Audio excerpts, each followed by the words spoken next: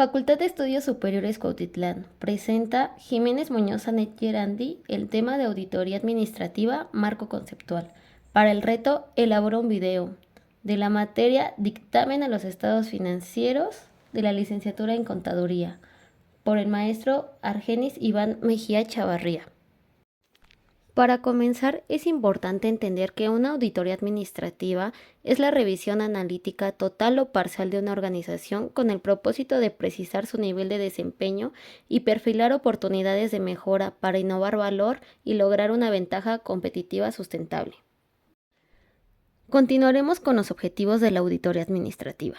Por sus características, la auditoría administrativa constituye una herramienta fundamental para impulsar el crecimiento de las organizaciones, toda vez que permite detectar en qué áreas se requiere de un estudio más profundo, qué acciones se pueden tomar para subsanar deficiencias, cómo superar obstáculos, cómo imprimir mayor cohesión al funcionamiento de dichas áreas y, sobre todo, realizar un análisis causa-efecto que concilie en forma congruente los hechos con las ideas.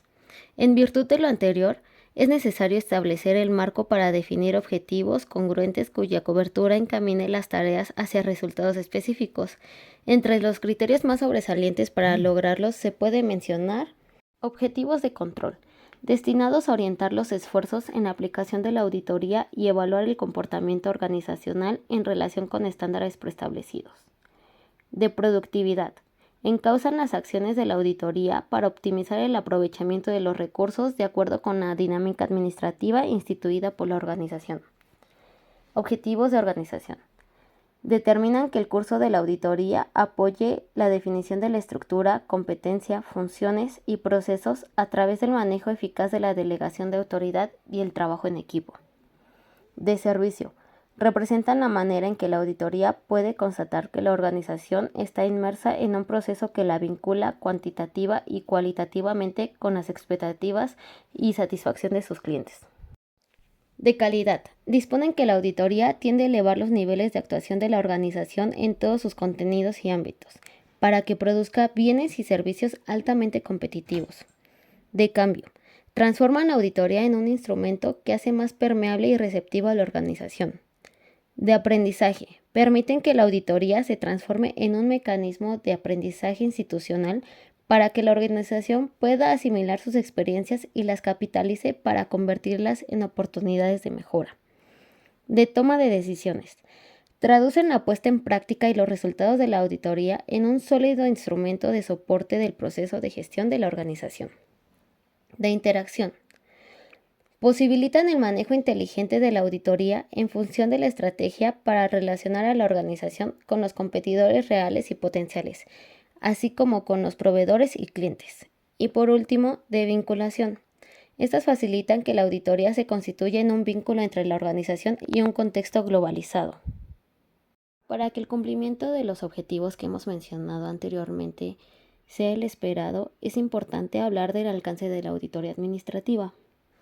El área de influencia que abarca la auditoría administrativa comprende la totalidad de una organización en lo correspondiente a su estructura, niveles, relaciones y formas de actuación.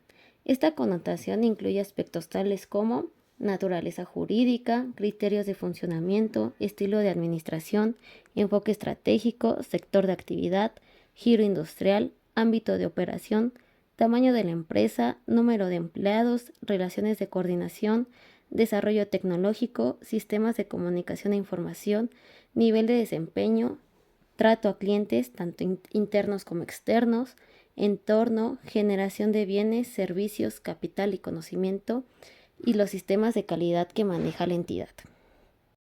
Una vez que ya conocemos qué es la auditoría administrativa, sus objetivos y el alcance de esta, es importante hablar del campo de aplicación de la misma. La auditoría administrativa puede instrumentarse en todo tipo de organizaciones, ya sean públicas, privadas o sociales. Por su extensión y complejidad, es necesario entender cómo están conformadas estas organizaciones para responder a las demandas de servicios y productos del medio ambiente, y sobre todo, de qué manera se articulan, lo cual obliga a precisar su fisonomía, área de influencia y dimensión. A continuación se presenta la información por sector específico. Sector público. En este sector, la auditoría se emplea en función de la figura jurídica, atribuciones, ámbito de operación, nivel de autoridad, relación de coordinación, sistema de trabajo y líneas generales de estrategia. Con base en estos criterios, el ámbito de la aplicación se centra en las instituciones representativas de los poderes ejecutivo, legislativo y judicial. Dentro del Poder Ejecutivo podemos encontrar las dependencias del Ejecutivo Federal, ya sean secretarías o ministerios de Estado, las entidades paraestatales, organismos autónomos, los gobiernos de los estados, ya sean entidades federativas o departamentos, el gabinete presidencial, las comisiones, coordinaciones o consejos intersecretariales, y por último, los mecanismos especiales. Dentro del Poder Legislativo está la Cámara de Diputados, la Cámara de Senadores y las comisiones y grupos especiales de estudio. En el Poder Judicial está la Suprema Corte de Justicia de la Nación, el Tribunal Electoral del Poder Judicial de la Federación y el Consejo de la Judicatura Federal.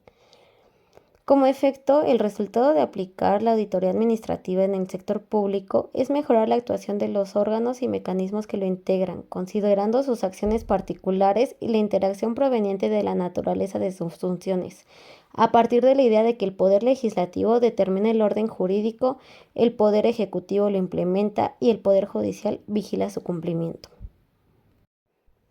Ahora hablaremos del sector privado. Por lo que toca a este sector, la auditoría se aplica tomando en cuenta la figura jurídica, objeto, tipo de estructura, elementos de coordinación, área de influencia, relación comercial y pensamiento estratégico sobre la base de las siguientes características.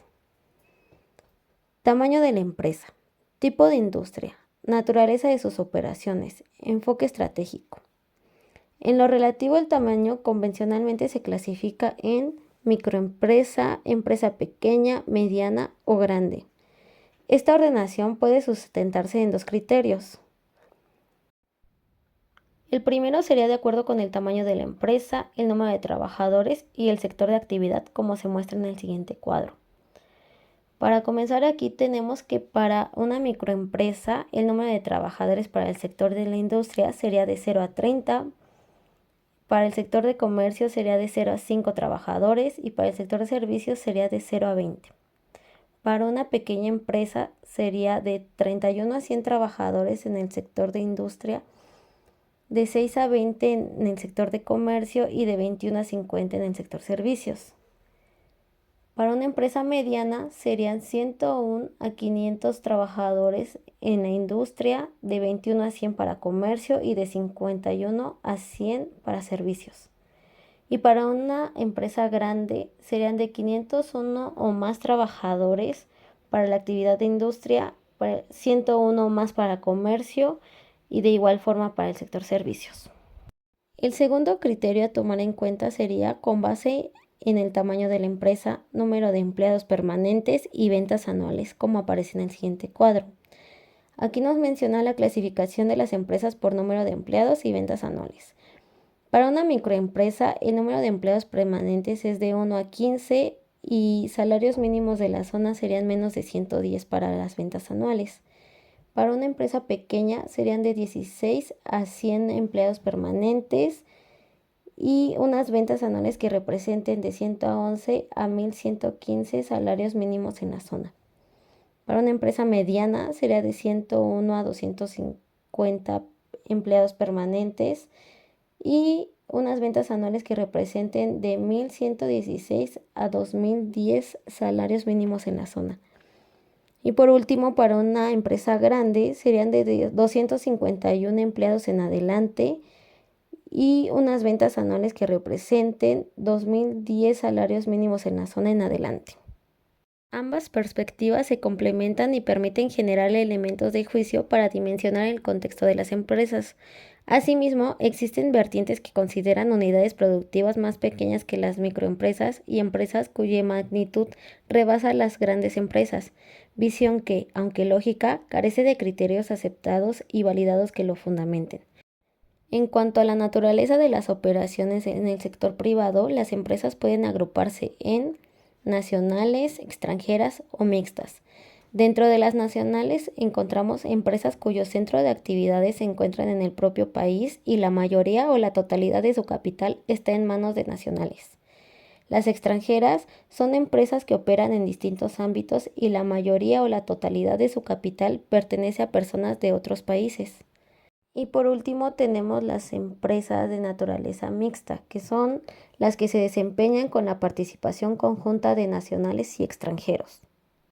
En lo referente al enfoque estratégico, es aquel por medio del cual las empresas orientan sus acciones para poner en práctica estrategias a nivel funcional, de negocios, global y corporativo, para crear valor y lograr ventajas competitivas sustentables basadas en la selección estratégica, el modo de ingreso y la alternativa estratégica. La selección estratégica corresponde a las estrategias que las empresas emplean con el propósito de ingresar y competir en el ámbito internacional. La estrategia internacional es aquella mediante la cual las empresas intentan crear valor mediante la transferencia de capacidades y productos valiosos hacia mercados extranjeros en los cuales los competidores locales carecen de ellos. En estrategia multinacional, las empresas desarrollan un modelo de negocios que les permite lograr la máxima respuesta a nivel local, para lo cual adaptan tanto su oferta de producto como su estrategia de comercialización para igualar las condiciones de los países con los que tienen negocios. Dentro de la estrategia global, cuando aplican este enfoque, las empresas se centran en aumentar la rentabilidad aprovechando las reducciones de costos, producto de los efectos de la curva de la experiencia y las economías de ubicación. Estos siguen una estrategia de costos bajos a escala global. Y por último, dentro de la estrategia transnacional, las empresas que aplican este enfoque intentan reducir los costos a la vez que tratan de dar respuesta a nivel local y de trasladar capacidades distintivas para alcanzar un aprendizaje global. Básicamente, intentan desarrollar un modelo de negocio que al mismo tiempo logre ventajas de costos bajos y de diferenciación. Este enfoque se traduce en que pueden capitalizar las economías de costo basadas en la experiencia y las economías de ubicación. El modo de ingreso se refiere a las opciones estratégicas para incursionar y competir en mercados extranjeros. En primer lugar tenemos la exportación, que es el uso de plantas internacionales como base de producción para exportar bienes. Es una táctica que reduce riesgos como el de necesidades de capital y representa una manera prudente de acercamiento al terreno internacional. La licencia. Este es un acuerdo que permite que una empresa extranjera compre el derecho de fabricar y o vender los productos de otra empresa en un país anfitrión o en una serie de estos. Franquicia. Una empresa permite el uso del nombre de su marca a cambio del pago de derechos limitados y una participación o regalías de las utilidades de la empresa que los adquiere. Las alianzas estratégicas son un acuerdo de cooperación entre empresas que también pueden ser competidoras, que les permite compartir riesgos y recursos con el fin de lograr objetivos estratégicos como facilitar el ingreso a un mercado extranjero, unir talentos y establecer estándares tecnológicos en su industria. La subsidiaria propia es un establecimiento de una firma independiente propiedad de la empresa matriz en un mercado extranjero a través de la edificación o compra de instalaciones en ese país. La adquisición es una transacción en la que una empresa compra el total del control y los negocios de otra empresa con el propósito de utilizar con más eficacia sus competencias centrales, convirtiendo a la empresa adquirida en un negocio subsidiario dentro de su cartera.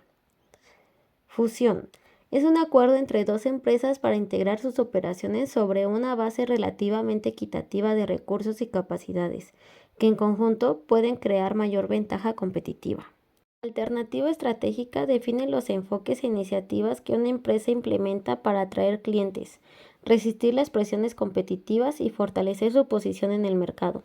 Para este efecto sobresalen liderazgo en costos, que es superar el desempeño de la competencia con la generación de bienes y servicios a un costo inferior al del resto de la industria. Diferenciación. Ofrecer atributos y características únicas en un producto, bien o servicio con un valor exclusivo percibido para los clientes. Concentración. Atender un nicho de mercado en particular, definido geográficamente por tipo de cliente o por segmento de la línea de productos o servicios. Diversificación. Aprovechar las oportunidades de crecimiento que una empresa tiene en su actual industria, cuando posee la pericia, técnica, recursos, experiencia y capacidades para competir con éxito en otras industrias.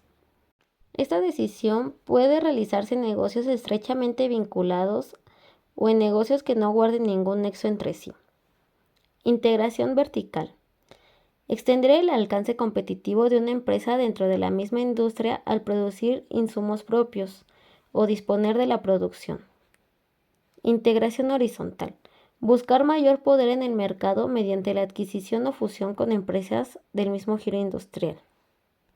Bueno, y como efecto de implementar la auditoría administrativa en el sector privado que hemos descrito con anterioridad, es evaluar la capacidad para crear y operar empresas de primer nivel, con una administración consciente del modelo de negocio que requieren para producir resultados con un desempeño superior que les permita lograr una posición de liderazgo para convertirse en un estándar en su industria. Sector social. En este sector, la auditoría administrativa se aplica para evaluar aspectos tales como la promoción del derecho a la educación, la vivienda, el trabajo, la salud, el desarrollo económico, la protección social y el bienestar de los sectores más desprotegidos, en atención a el tipo de organización y la naturaleza de su función. Por su tipo o figura, las organizaciones que forman el sector son agrupaciones, asambleas, asociaciones, colegios, comisiones, cooperativas, empresas de solidaridad, fondos, fundaciones, organismos de asistencia e integración social, organizaciones comunitarias, procuradurías, planes emergentes, entre otras. Como efecto, el objetivo de aplicar la auditoría administrativa en el sector social es supervisar el manejo transparente de los recursos, lo que permite destinarlos a lograr una auténtica promoción de la equidad, respeto a la diversidad y la inclusión social para combatir la discriminación y fomentar a la integración de jóvenes, mujeres, adultos mayores, indígenas, niños y personas con discapacidad, así como impulsar la reconstrucción del tejido social, protegiendo a las personas que se encuentran en situación de abandono, indigencia o alta vulnerabilidad, a través de una convivencia basada en los valores, el respeto y la tolerancia. En conclusión, la auditoría administrativa es producto de una necesidad que ha tomado forma a lo largo de la historia, porque se le considera una herramienta idónea para examinar el desempeño de las organizaciones y perfilar oportunidades de mejora para convertirlas en una ventaja competitiva. Su ejecución permite visualizar a una organización en su conjunto, considerando sus características particulares y campo de trabajo, lo que la convierte en un factor estratégico para lograr el cambio.